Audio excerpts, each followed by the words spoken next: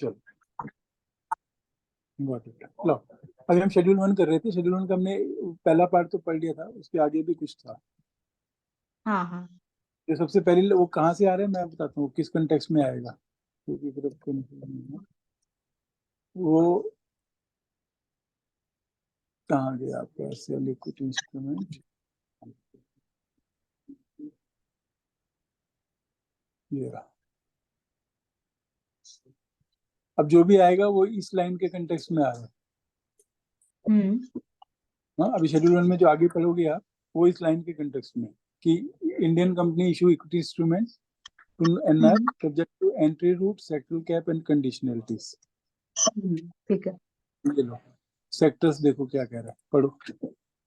हाँ, sectors prohibited for FDI. That तो means पहला एफडीआई क्या होती है पहले तो बताओ। FDI sir foreign direct investment था। 10% से ज्यादा अगर इक्विटी इंस्ट्रूमेंट में इन्वेस्टमेंट हो रहा है कौन सी कंपनी में?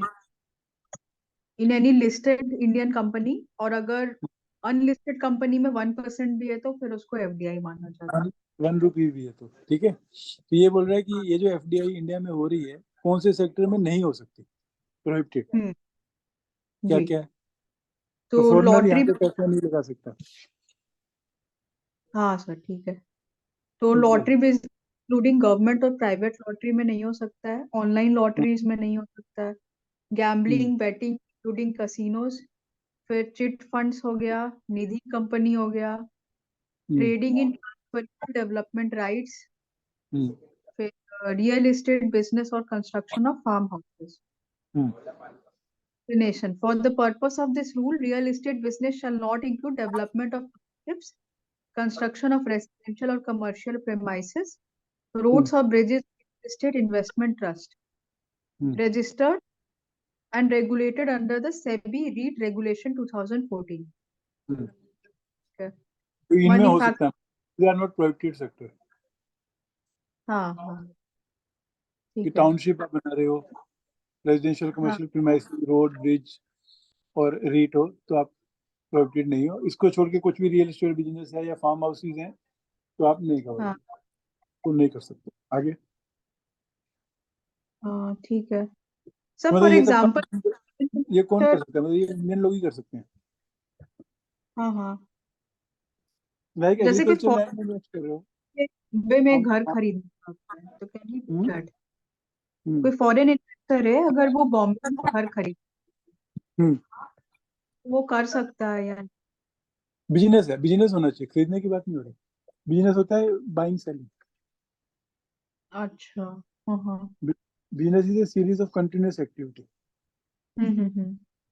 वो नहीं वो कर सकता इन्वेस्टमेंट है। होगी, वो इन्वेस्टमेंट होगी आपकी, कि simple one time acquisition of immovable property होगी। हाँ हाँ हाँ। उसके लिए रूल रेगुलेशन है आगे, कि आपको अगर खरीदनी है बेचनी है तो क्या रूल है। अच्छा अच्छा, बिजनेस नहीं कर सकता है रियल एस्टेट बिजनेस क्या का? होता है? Business is something for making profit on a hmm continuous. Hmm आगे manufacturing of cigars, cheroots, cigarillos and cigarettes of tobacco or of tobacco substitutes. मतलब तंबाकू में नहीं डील कर सकते, हाँ इन्वेस्टमेंट नहीं, ठीक, तो ये सब इन्वेस्टमेंट। इंडियन ही बनेंगे। अच्छा अच्छा, ठीक है। इसका मतलब ये हो गया ना रिवर्स, अगर आप इसको लो, प्रोहिबिटेड फॉर एफडीआई का मतलब है इस सेक्टर में 100% ओनरशिप इंडियन लोगों की रहेगी। मतलब सिगार्स वगैरह, सिगरेट्स वगैरह इंडियंस कर सकते हैं manufacture, Indian chit but fund company, Indian Nidhi company, Indian lottery, Indian gambling, Goa में कैसीनो चलते हैं, हाँ हाँ हाँ हाँ, लेकिन but foreign Goa casino, foreign नहीं, शायद से। फॉरेन नहीं लगेगा उसमें। अच्छा, ओके। मतलब इन सेक्टर्स में आप फॉरेन का पैसा नहीं लगा सकते। नहीं लगा सकते हैं, अच्छा, ठीक है। Activities of sectors not open to private sector investment. Example, atomic energy, railway operation, other than permitted activities mentioned in paragraph 3 of Schedule 1. तो इसमें नहीं हो सकता है। फिर foreign technology collaboration in any form, including licensing for franchisee, trademark, brand name. Management contract is also prohibited for lottery business and gambling and betting activities. ठीक है, तो ए से लेके आई कितने हो गए, काउंट करो कितने लोग, कितनी आइटम है जहाँ पे आप नहीं कर सकते, काउंट करोगे तो हमेशा याद रहेगा। 10, 5 कितनी एक्टिविटीज है जहाँ पे आप नहीं कर सकते? Total. हम्म, 9 activities है total. 9 एक्टिविटीज प्रोहिबिटेड है जहाँ पे फॉरेन का पैसा नहीं लग सकता। प्रोहिबिटेड मतलब नहीं लगता, नो मीन्स नो। जी ठीक है। अब आगे परमिटेड क्या है, फिर 3 पे परमिटेड आ गया। हाँ, permitted sectors, entry routes and sectoral caps for total foreign investment. Hmm, Unless otherwise specified in these rules or the schedules, entry routes and sectoral caps for the total foreign investment in an Indian entity shall be as follows. Hmm, Entry routes. Hmm, Automatic route means the entry route through which the investment by a person resident outside India does hmm. not require prior approval of the RBI or central government. तो जहाँ भी automatic route लिखा है वहां पे आपको क्या बोलना है? यहाँ पे कोई प्रायर अप्रूवल नहीं लगती है। नहीं लगती है, ठीक है। Government route means the entry route through which investment by a person resident outside India requires prior government approval, and the foreign investment received under this route shall be in accordance with the conditions stipulated by the government in its approval. हम्म, ठीक है, तो तो इधर से वही हो सकता है जहाँ पे आपको गवर्नमेंट के अप्रूवल के बिना आप इन्वेस्टमेंट नहीं कर सकते। अगर कहीं पे लिखा है कि जिसके अंदर government route, that means you have to obtain government approval and you have to comply that approval. आज ठीक है। Aggregate foreign portfolio investment up to 49% of the paid up capital on a fully diluted basis, or the sectoral or statutory cap, whichever is lower, shall not require government approval or compliance of sectoral conditions as the case may be. If such investment does not result in transfer of ownership and control of the resident Indian company from resident Indian citizen or transfer of ownership or control to person resident outside India, and other investments by a person resident outside India shall be subject to the conditions of government approval and compliance of sectoral conditions as laid down in these rules. तो क्या कह रहा है? तो बड़ा सा हो, तो क्या करना चाहिए? एग्रीगेट एफपीआई के बारे में इधर बात कर रहा है, ये एफडीआई नहीं है, एफपीआई। चलो, अब यहाँ पे क्या कह रहा है वो?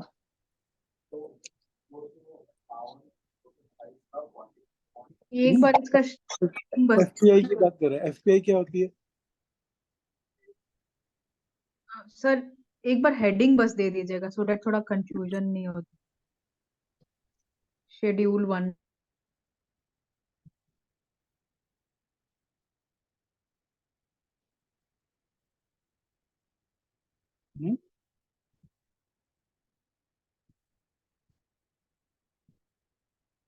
ए, एंट्री रूट्स।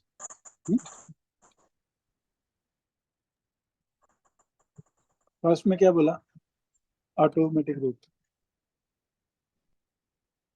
सेकंड में बोला गवर्नमेंट रूट। थर्ड में बोल रहा है एफपीआई।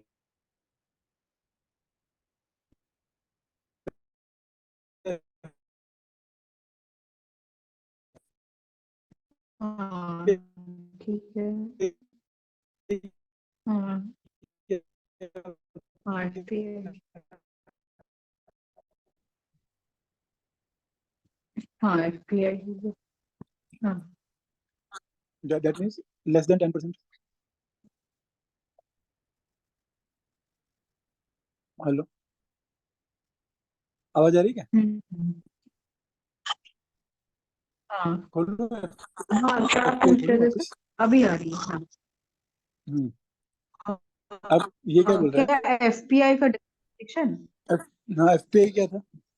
हाँ what is definition of FPI? जो एफडीआई नहीं है, हाँ that means less than 10% in A listed company.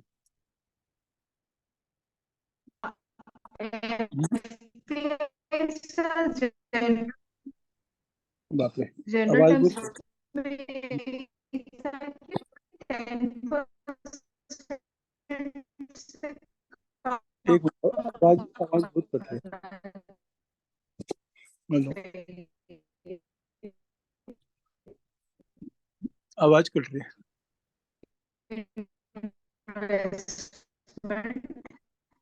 Rejoin मारो ना, लेस देन 10% है रिकॉग्नाइज्ड लिस्टेड। आपकी ना आवाज कट रही है, एक बार रिजॉइन मारो ना।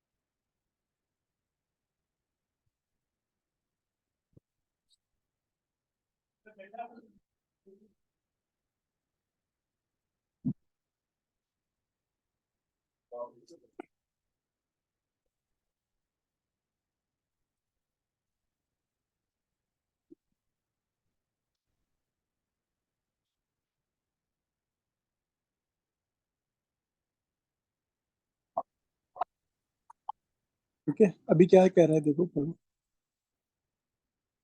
हाँ, बोलता aggregate foreign portfolio investment up to 49% of the paid up capital on a fully diluted basis or the sectoral or statutory cap, whichever is low, shall not require government approval or compliance of sectoral conditions as the case may be. If such investment does not result in transfer of ownership and control of resident Indian company from resident Indian citizens or transfer of ownership or control to person resident outside India, and other investments by a person resident outside India shall be subject to the conditions of government approval and compliance of sectoral conditions as laid down in these rules. ठीक है, तो अब suppose company है इन्फोसिस, इसमें foreign investor हैं F1, F2, F3, F4, F5, ठीक है। ये सब 10%, 10%, 10%, 10%,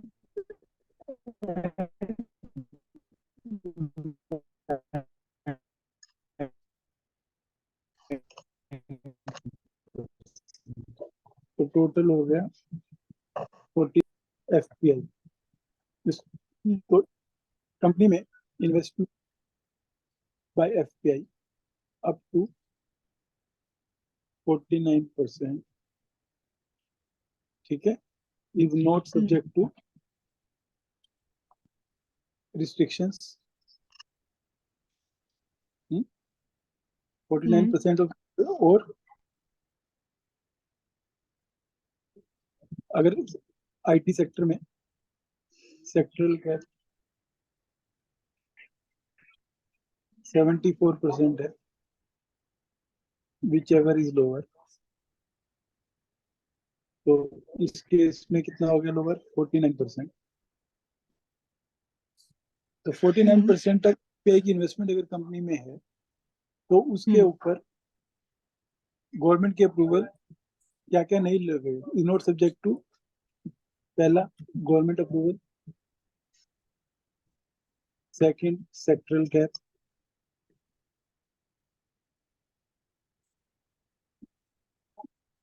सेक्टरल कंडीशंस,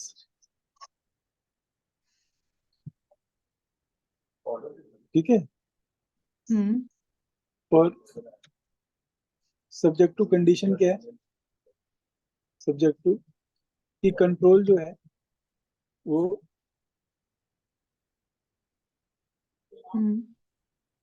इंडियन के पास ही रहता है, नॉट शिफ्टेड टू एनआर।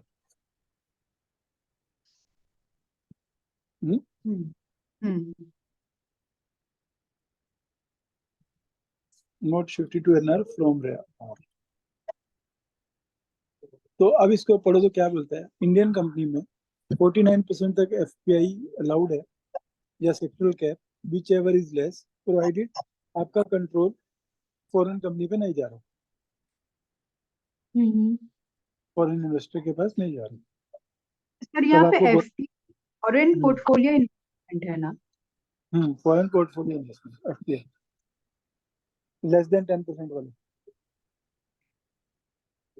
लेकिन एफपीआई तो होता ही है लेस देन 10%, तो ये 49%। इसलिए वर्ड है वहां पे एग्रीगेट, एक आदमी के लिए 10% की लिमिट है ना। हाँ। इसलिए मैंने आपको 5 एग्जांपल दिए कि वो F1 F2 F3 करके सब मिला के इतना ले रहे हैं। अच्छा, ओके, वही मैं समझ नहीं पा रही।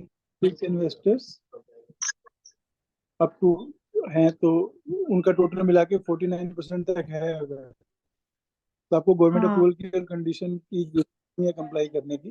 एक ही कंडीशन है कि आपका जो कंट्रोल है उस कंपनी का वो इंडियन रेजिडेंट के पास ही रहना चाहिए। अच्छा। सबका aggregate should be less than, तो सबका मिला के 49% से कम होना चाहिए। हाँ एग्री, किसी का भी 10% से ऊपर जाएगा नहीं, क्योंकि 10% से ओह, ऊपर तो एफडीआई होती है। हाँ, अच्छा, ठीक है। तो तो गवर्नमेंट अप्रूवल नहीं है जब तक कि अब इसको कंट्रोल नहीं।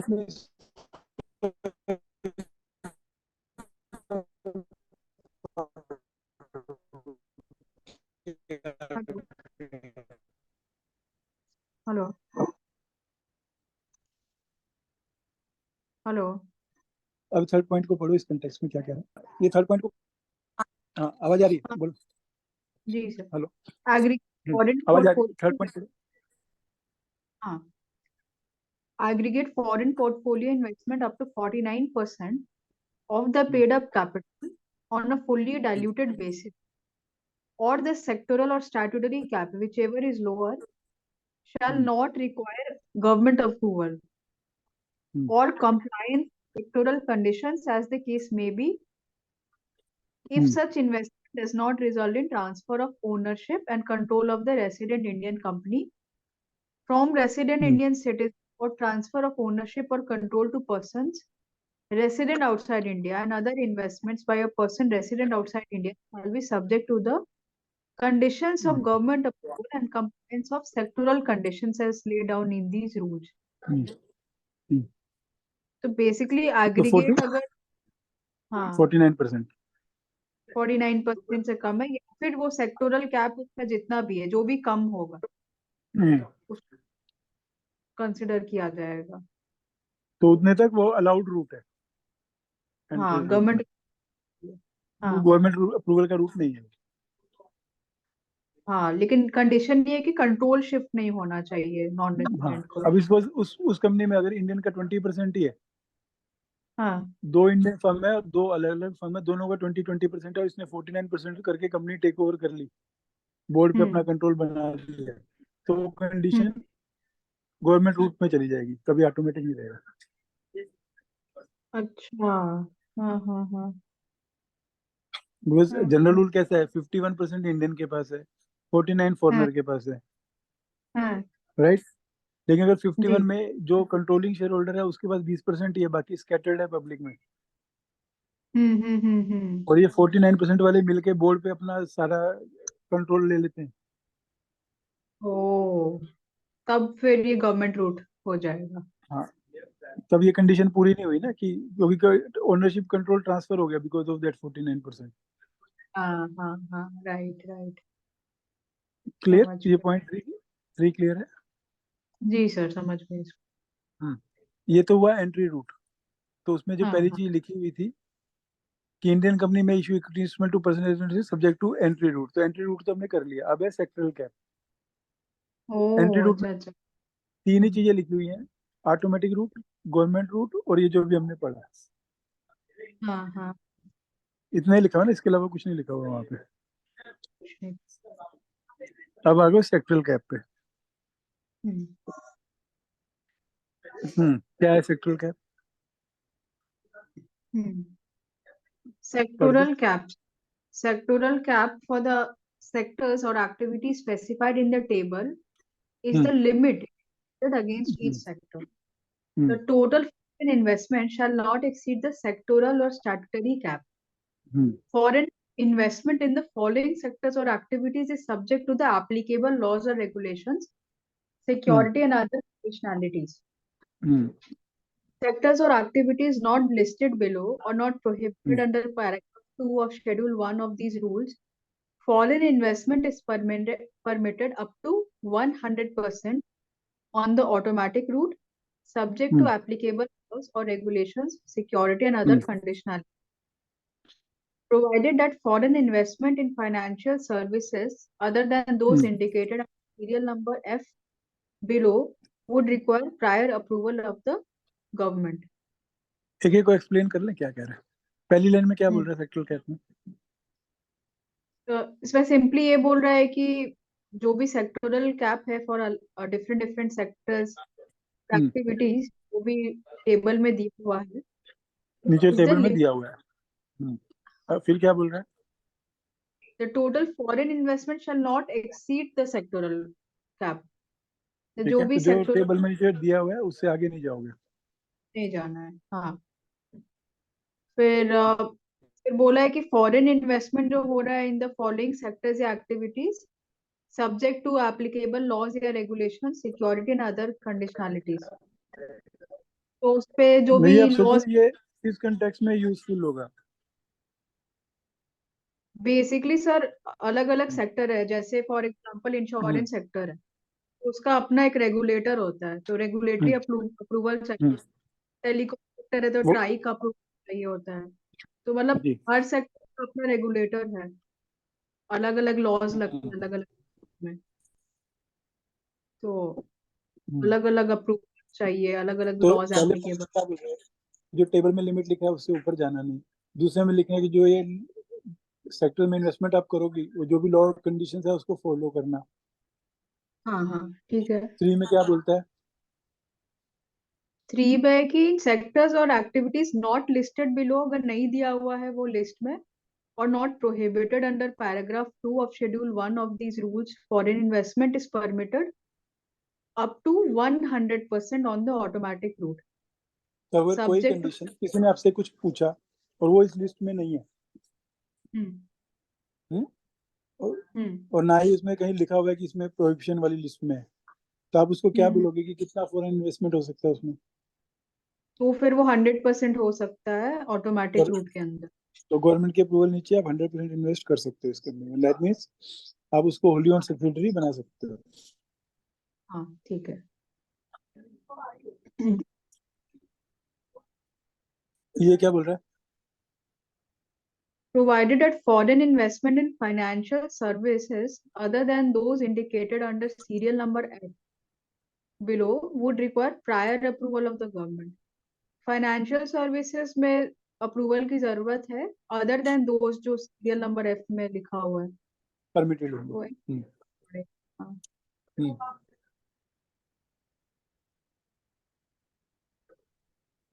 हम्म। फिर हम्म है कि wherever there is a requirement of minimum capitalization it hmm shall include premium received along with the face value of the equity instrument हम्म। कब? only when only one.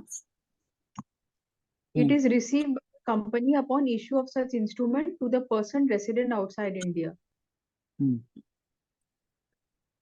ये सर समझ नहीं आया मुझे। हाँ, पढ़ दो एक बार। And the amount paid by the transferee during the post issue transfer hmm beyond the issue of the capital instrument shall not be taken into account while calculating minimum capitalization requirement. अगर कहीं पे ये लिखा हुआ है कि आपकी company में इतनी कैपिटल फॉरेनर इन्वेस्ट करेगा, तो कैपिटल में आप क्या पकड़ोगी, फेस वैल्यू कि इशू प्राइस? तो वो बोल रहा है कि आपको फेस वैल्यू नहीं, इशू प्राइस कंसीडर करना है, लेकिन उसी केस में जब आपने अलॉटमेंट करी है, अच्छा, हाँ, अगर कोई ट्रांसफर के थ्रू किसी ने शेयर खरीदे हैं और उसने इशू प्राइस से ऊपर पैसा दिया है उसका, उसको 5 रुपए में इशू किए थे और ट्रांसफरी ने 6 रुपए दिया उस शेयर को खरीदने के लिए फॉरेन कंपनी ने, तो आपको 5 रुपए ही कंसिडर करना है कैपिटलाइजेशन में, जो इशू प्राइस से ऊपर प्राइस दिया वो नहीं कंसिडर करना है। अच्छा, ओके, क्योंकि देखो ये मिनिमम कैपिटलाइजेशन है इसलिए। ये किस कहाँ पे यूज होना है क्लॉज, जहाँ कहीं पे भी रिक्वायरमेंट है कि मिनिमम कैपिटलाइजेशन, जहाँ पे वर्ड आएगा तो उस कैपिटल में कौन सी कैपिटल पकड़ने की। अगर सपोज एक कंपनी है जिसमें 50% 50 लाख रुपए यूएस फॉरनर के होने चाहिए, अब उसने शेयर इशू किए $50 लाख के और 5 लाख शेयर दिए 10 रुपए के, या 50,000 दिए 10 रुपए के, 90 रुपए प्रीमियम में ले लिया, तो यहाँ पे आप कैपिटल कितना मानोगे, तो यहाँ से ले लो। एक एक्स कंपनी है, उसने 5,000 शेयर इशू किए, 10 रुपए की फेस वैल्यू, 100 रुपए पे इशू किए 5 लाख के, जिसमें फेस वैल्यू है 50,000 जो कैपिटल में गया, और 4.5 लाख 90 रुपए के हिसाब से शेयर प्रीमियम में गया।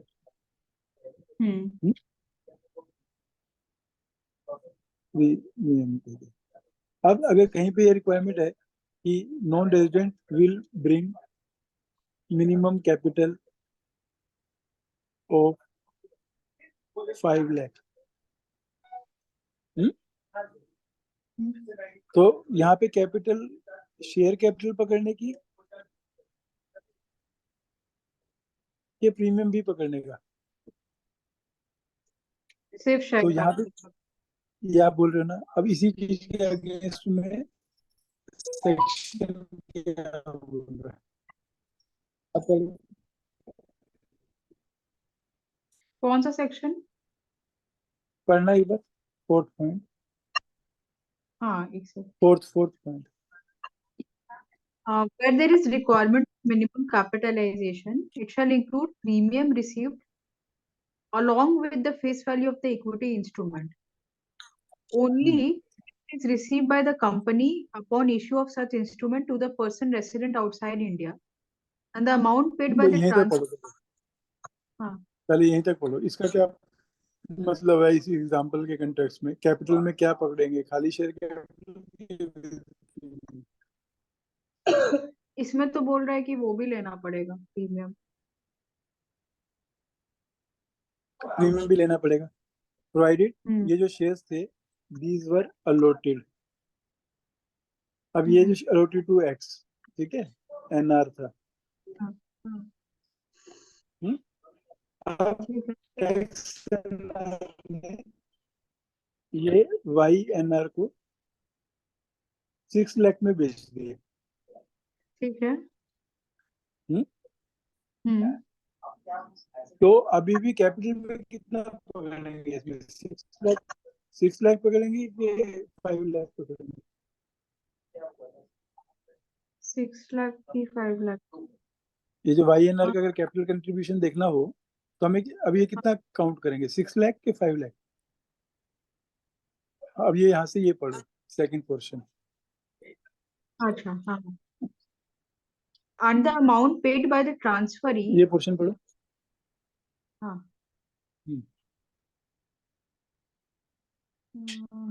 हाँ।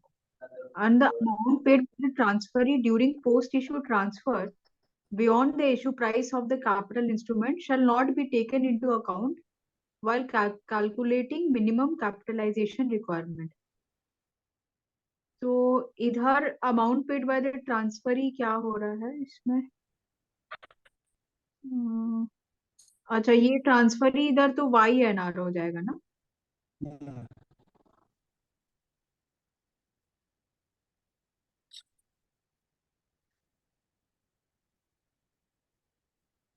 ठीक है, अब इस एग्जांपल में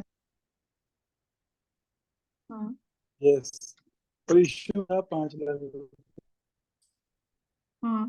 तो कैपिटल में कितना पकड़ने का, 5 lakh?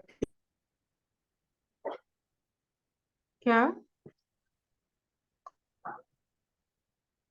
Amount paid by transfer beyond shall not be taken into account, 5 था। हम्म।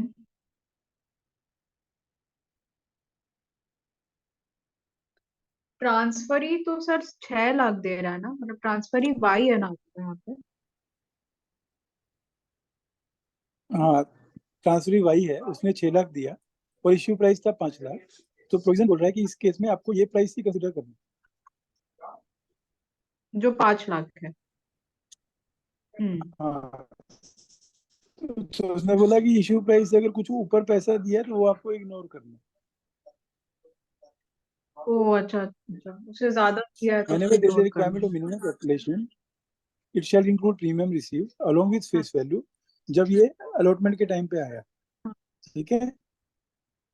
हाँ और अगर ट्रांसफर के हाँ। थ्रू आया है तो जितना इश्यू प्राइस था उससे ऊपर का आपको इग्नोर करना ओ अच्छा। तो हमने यहाँ लिखा कि एक्स लिमिटेड ने 5 लाख रुपए इश्यू प्राइस दिया था, बाद में उसने वाई लिमिटेड को 6 लाख में बेच दिया। अगर अभी वाई का हमें कैपिटल हाँ कंट्रीब्यूशन इसमें से कैलकुलेट करना है, तो that will be lower of the price paid by Y और इश्यू प्राइस। तो इश्यू प्राइस 5 लाख है, इसलिए वो 5 लाख रुपए हम्म। है। अच्छा, तो इधर मिनिमम कैपिटलाइजेशन अगर 5 जहां बोला। कंसेप्ट आएगा वहां, अगर 5 लाख की, अगर 6 लाख की मिनिमम कैपिटलाइजेशन हो, तो क्या वाई ये कैपिटलाइजेशन की कंडीशन पूरी कर रहा हाँ, है क्या? हाँ या ना?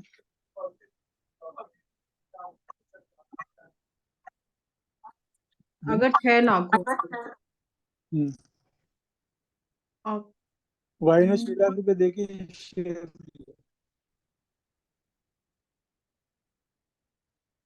अब फिर तो पूरा कर रहा है। लेकिन उसका इश्यू प्राइस था 5 लाख। हम्म। ठीक है। कैपिटल कंट्रीब्यूशन दोनों में से जो लोअर है उसको करेंगे। दोनों में से जो लोअर है उसको कंसिडर तो वो हुआ 5 लाख, तो उसको और कितना पैसा लाना पड़ेगा कंपनी में? 1 लाख। लाना पड़ेगा। हाँ, तो ये आपने कंसिडर किया दोनों में से लोअर 5 लाख, 5 लाख। हाँ तो हाँ। 1 लाख की कैपिटल शॉर्ट ठीक है। सब उड़ा दो। ठीक है, अब मैं इसको बोलता हूँ सिंपल, अब हम समझ चुके कहानी क्या है। हम्म। लॉस एनआर विल ब्रिंग 50 हाँ या 8 लाख रुपीज, 8 लाख एफडीआई।